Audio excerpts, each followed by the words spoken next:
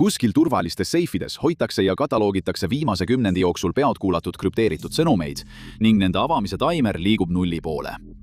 Enamik inimesi eeldab, et nende krüpteeritud andmed on igavesti turvalised. See ei ole nii. Luureagentuurid koguvad neid, et neid hiljem dekrüpteerida. Nad lihtsalt ootavad kiiremat arvutit, et neid lugeda.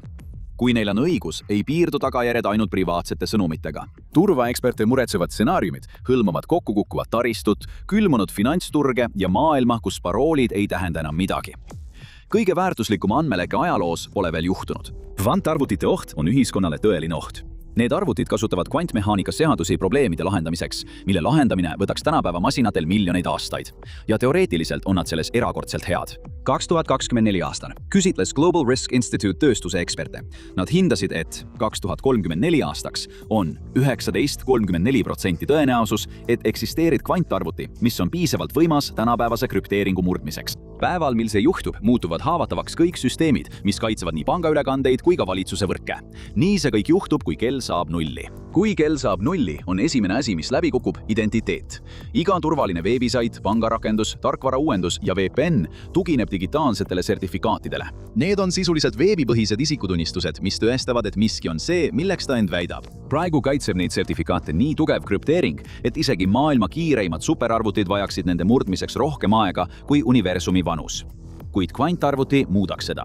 Äkitselt saab veebisaitidena esineda. Võltsitud tarkvarauuenduse võiks saata miljonitele arvutitele ja serveritele ning igaüks neist võtaks selle vastu kui ehtsa. Sõnumid näivad tulevat usaldusväärsetest allikatest, kuigi tegelikult on need rämpspost.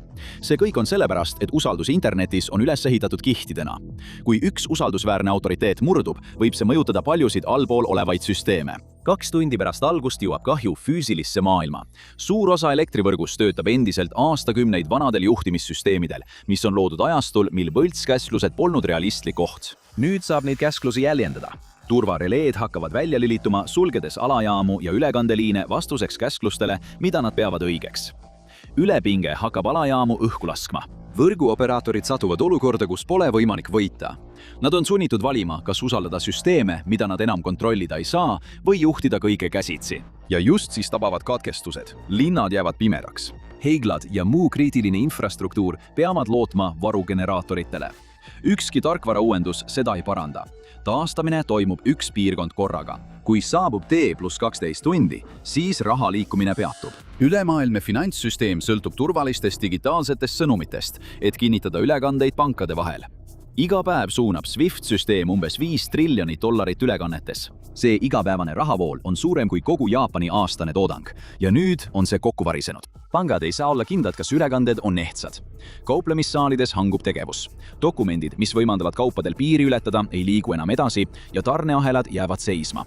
Ükski ettevõte ei võta riski, mida ta ei suuda kontrollida. 2026 aasta. Alguses modelleerisid Citi teadlased, mis juhtuks, kui vaid üks Ameerika 5 suurimast pangast kaotaks ligipääsu süsteemile, mis liigutab raha asutuste vahel. Ühepäevane rünnak võiks maksta $2–3,3 triljonit. See on 10–17% langus USA toodangus.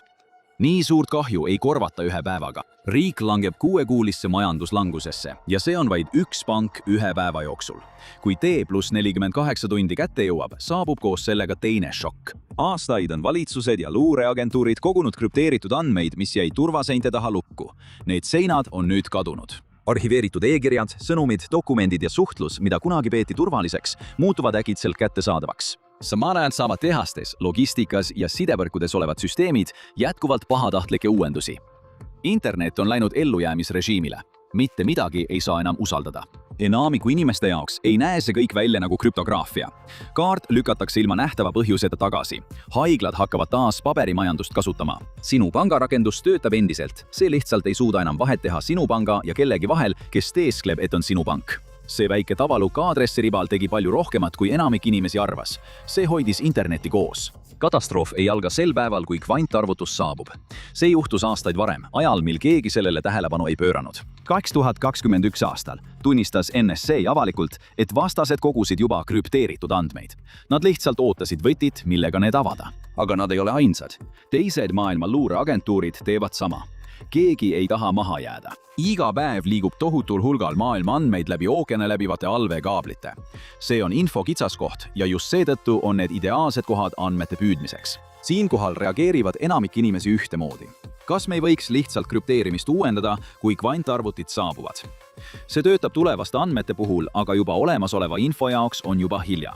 Kõik, mis täna kinni püütakse, saab aastaid säilitada ja hiljem lahti murda. Kui kellelgi on koopia, ei saa sa seda enam tagasi võtta. See teebki selle ohu tavalisest küberturbe nõrkusest erinevaks. Kui leitakse haavatavus, siis parandad selle ja liigud edasi. Aga nüüd saab andmed kõigepealt varastada ja hiljem lahti murda, mis tähendab, et kell ei hakka tiksuma kvantarvuti saabumise päevast. See hakkab tiksuma päevast, mil info saadeti. Tõeline saak ei ole sinu grupivestluse jutuajamised, vaid riigisaladused, relvakavandid ja finantskokkulepped. Asjad, mis võivad mõne aasta pärast muutuda mõjutusvahendiks. See on pikaajaline rööv, mis ei pea kohe õnnestuma. Kõik, mis täna krüpteeritakse, saab hulgi kopeerida ja talletada. Ja see muudab kõike. Salvestusruum muutub aina odavamaks. Suurte varastatud andmemahtude hoidmine ei ole enam probleem. Riigi tasemel tegutseja jaoks maksab tohutute pealkuulatud andmete arhiivide säilitamine peaaegu mitte midagi võrreldes sellega, mis väärtus võib tulevikus valla pääseda. Nii et strateegia on lihtne. Võta praegu kõik ja otsusta hiljem, mis selle väärtus on. Keegi väljaspool neid süsteeme ei tea, mida juba on kogutud ja pole ka ilmset viisi seda teada saada, sest miski ei tundu katki olevat. Kõik andmed on endiselt olemas. Lihtsalt kuskil mujal on nähtamatu koopia. Et teada saada, miks kõik need andmed võivad ohus olla, pead sa aru saama lukust, mis peaks neid kaitsma. See lukk sõltub ühest veidrast omadusest, mis on omane arvudele. Võta 2 hiiglaslikku arvu ja korruta need omavahel. Arvuti suudab seda teha murdosa sekundiga. Aga kui sa alustad vastusest ja püüad välja mõelda, millised 2 arvu selle tekitasid, võib see aega võtta umbes 300 triljonit aastat. Just sellele tuginebki interneti turvalisus. See on põhjus, miks sa saad sisestada oma krediitkaardi numbri veebilehele ja usaldada, et keegi ei saa seda varastada. Sama põhimõte kaitseb sinu panga loginit, sinu privaatseid sõnumeid ja seda kiipi sinu passis. Aastakümneid on see töötanud, sest miski pole suutnud seda vastust piisavalt kiiresti tagasi pöörata, et sel oleks tähtsust. Aga kvantarvuti suudab seda. Nende masinate jaoks on olemas spetsiaalselt loodud meetod, mida nimetatakse Shorey algoritmiks. See teeb midagi, mida tavalised arvutid kunagi ei suutnud. See leiab nende hiiglaslike numbrite seest peidetud mustrid ja kasutab neid siis protsessi tagasipööramiseks. Probleemiks olid niinimetatud kubitid, kvantarvuti vasted tavalise arvuti bittidele. Erinevalt tavalistest bittidest on kubitid uskumatult õrnad ning kvantarvuti täieliku võimsuse kasutamiseks on vaja, et tohutul hulgal neist töötaksid koos. Varased hinnangud viitasid, et moodsate krüpteeringute ohustamiseks oleks vaja 10 miljoneid kubiteid. Keegi polnud ehitanud rohkem kui mõnisada. Siis hakkasid need hinnangud langema. 2025 aasta mais näitas üks teadlane, et selle töö tegemiseks võib vaja minna vähem kui miljonit kubitit.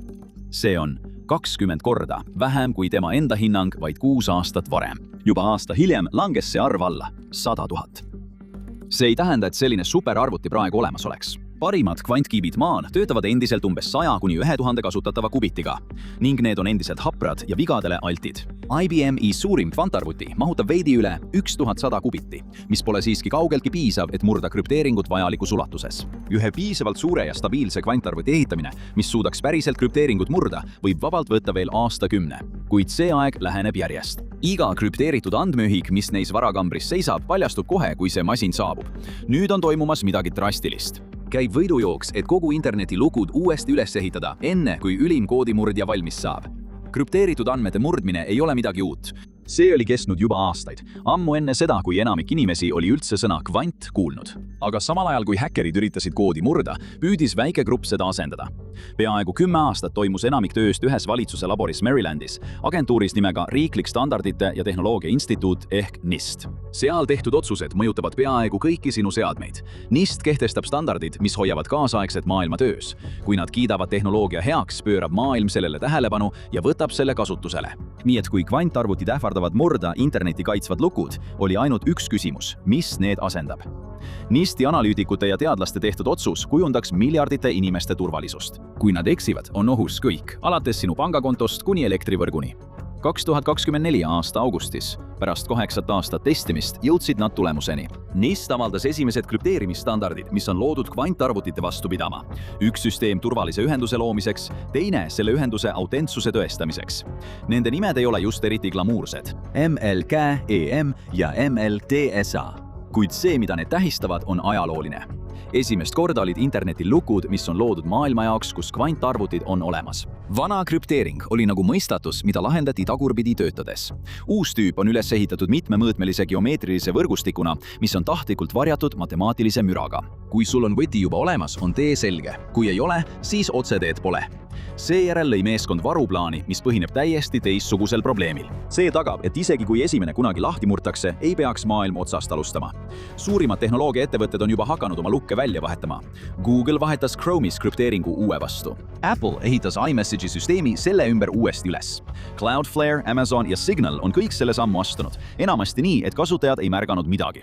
Nüüd pööravad ka valitsused sellele tähelepanu. 2022. aasta USA seadus käskis igal föderaalsel asutusel üles leida oma vana krüpteering ja hakata seda asendama lõpptähtajaga 2035. Finantsmaailm sai sama sõnumi, kui selle peamine turvarühm ütles pankadele, et nad alustaksid üleminekut kohe, mitte ei ootaks.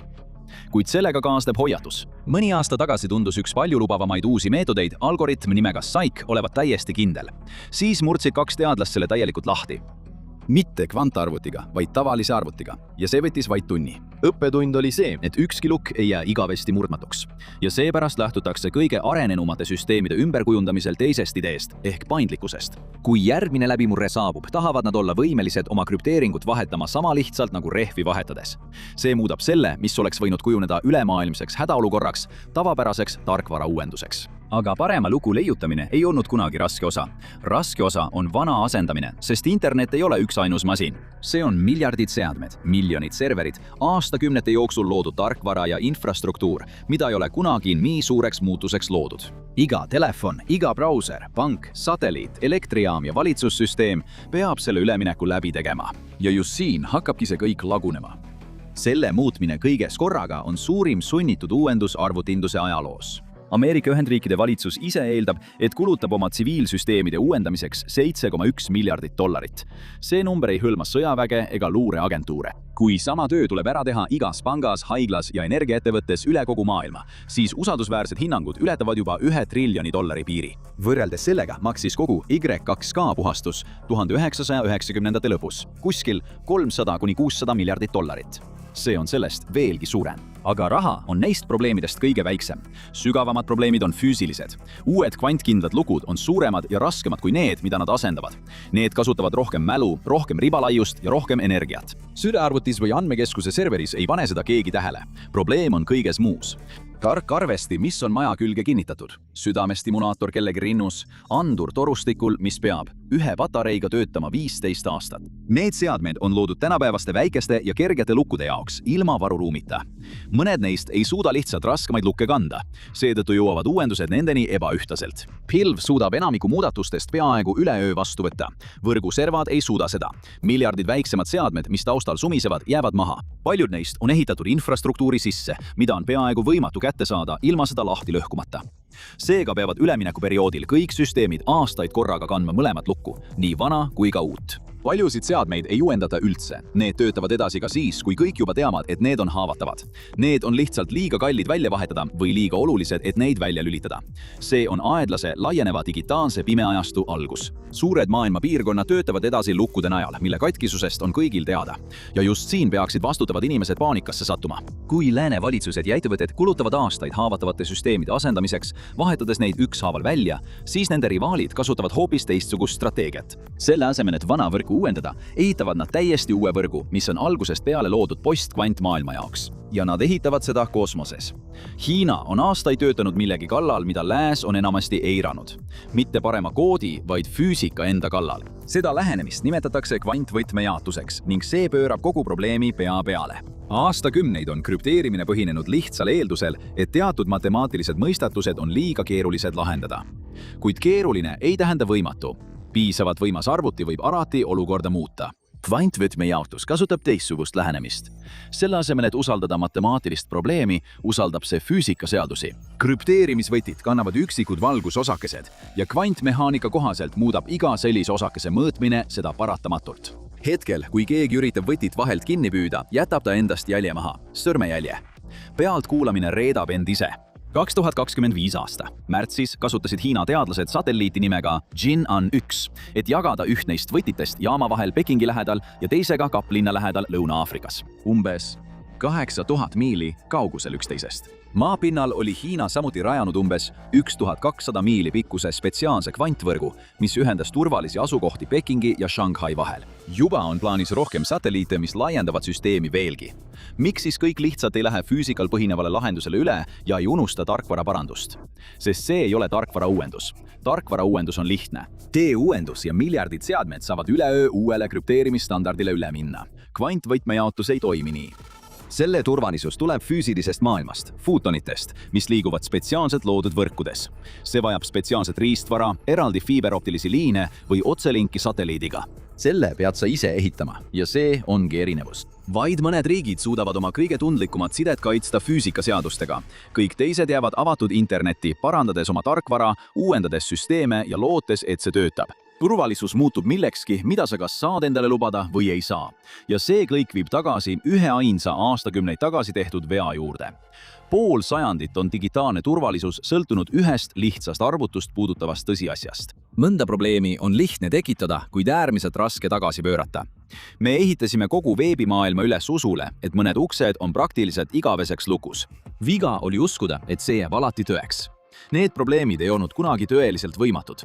Need olid võimatud ainult sellise arvuti jaoks, mida me oskasime ehitada. Kvantarvuti ei ole lihtsalt sinu laual oleva masina kiirem versioon. See töötab täiesti erinevate reeglite järgi. Ja nende konkreetsete probleemide puhul võimaldavad need reeglid tal kõndida otse läbi uste, mida me arvasime olevat suletud. Me ajasime segamini omaenda tehnoloogia piirid loodusseadustega. See oli nagu linna ehitamine tundmatu murrangujoone peale. Aastaid tundus maa täiesti kindel, kuni see ühel hetkel liikuma hakkas. Ja just sellepärast ei saa ükski tarkvarauuendus seda probleemi täielikult lahendada.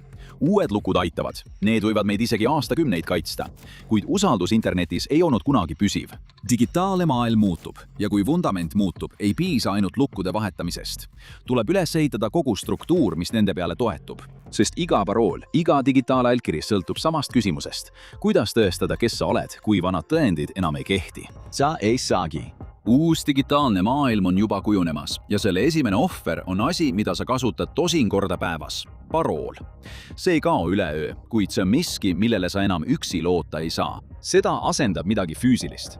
Võti, mida sa puudutad või ühendad, sõrmejälg või nägu, turvavõti, mille sa ühendad või puudutad oma telefoni vastu. Sa näed juba nüüd muutust, kus pääsuvõtmed jõuavad Google'i, Apple'i ja teiste suurte platvormideni. Tõend selle kohta, kes sa oled, liigub pilvest tagasi füüsilisse maailma, mida saad katsuda. See muudab seda, milleni rünnakud üldse ulatuda saavad. Need süsteemid jõuavad nüüd üleriigilisele tasemele. Riigid võtavad kasutusele vanamoodsad analoogsed varusüsteemid, tahtlikult lihtsad seadmed, mida ei saa tuhandete kilomeetrite kauguselt häkkida. Eesti, mis haldab peaaegu kogu oma valitsust internetis, hoiab juba praegu oma riigiandmete täiskoopiaid turvalistes serverites välismaal ja võrguühenduseta, mida nimetatakse andmesaatkonnaks. Nüüd kopeerivad teised valitsused seda ideed. Meie ülejäänute jaoks tundub see muutus alguses väike. Üks lisaklõps sisselogimisel, seade, millel pead äkki silma peal hoidma. See on üks lisasamm parema turvalisuse nimel. Aga see on millegi suurema lõpp. Internet, millega me üles kasvasime, põhines väga lihtsal ja heldel eeldusel, et krüpteeritud tähendab privaatset ning et igaüht, ükskõik kust ta ka poleks, võib piisavalt usaldada, et temaga äri ajada. See avatud, piirideta ja kohene võrk ei jää pärast seda enam püsima. Selle asemele tuleb midagi palju kaitstum, killustatum ja rohkem füüsilisse maailma juurdunud. See vahetab mugavuse ellujäämise vastu. Teist valikut pole. Täna lukku pandud saladused lekivad edasi, avatakse kaua pärast seda, kui me oleme need juba unustanud. Mõned neist on selleks ajaks väärtusedud, mõned aga eluliselt tähtsad. Kõiges selles on õhkõrn lootuskiir. Võib-olla suudame enne ülivõimsa kvantarvuti saabumist digitaalseid lukke muuta. Kuid aeg, mil sai digitaalset usaldust iseenesestmõistetavaks pidada, on läbi. Siit edasi ei ole privaatsus ja tõestus enam iseenesestmõistetavad. Need on asjad, mida peame teadlikult kõigesse loodavasse sisse ehitama. Usk, et lukud lihtsalt peavad vastu, ei kehti enam. Hoolimata kõigist meie parimatest pingutustest on veebimaailm alati olnud haavatav. Aga mis juhtub siis, kui neid nõrkusi kasutatakse ära ulatuses, mida me pole kunagi varem näinud? Saate teada loos Maailma kõige rängem internetirünnak.